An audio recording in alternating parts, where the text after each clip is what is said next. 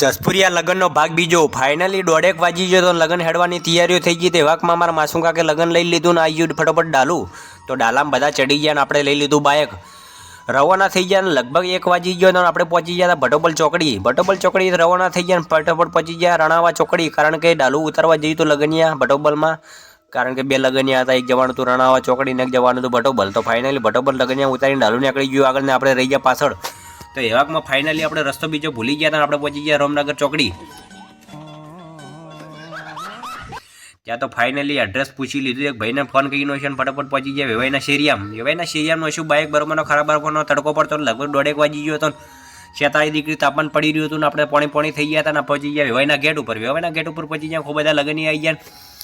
ફટોફટ લગન બીજું વધારવાની તૈયારી થઈ ગઈ ને અમે એન્ટ્રી લઈ લીધી ગેટ ઉપર. ડેજું કરતા પહોંચી ગયા અંદર મળવાને અંદર પહોંચી ગયા. લગન બીજું વધારીને છે લગભગ 2 વાગી ગયા. બરોબરની ભૂખે લાગી હતી. તો ફાઇનલી પહોંચી ગયા મંડપની અંદર. તો ડાઇનિંગ ટેબલ ગોઠવેલો હતો. ડાઇનિંગ ટેબલ બીજો ગોઠવેલો હતો. આપણે હાથ બીજા ધોઈને પી ગયા ટેબલ ઉપર.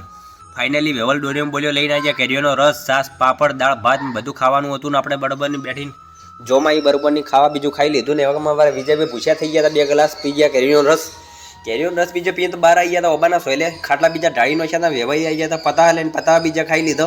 3 વાગી ગયો. 4ની જગ્યાએ કેરીનો રસ આવી ગયો તો બરોબરનો કેરીનો રસ પીજીનો ઢાઢા એમ થઈ ગયા હતા. લગન હેડવાની તૈયારી થઈ ગઈ હતી. એવામાં ઢોલ લઈને આવી ગયો.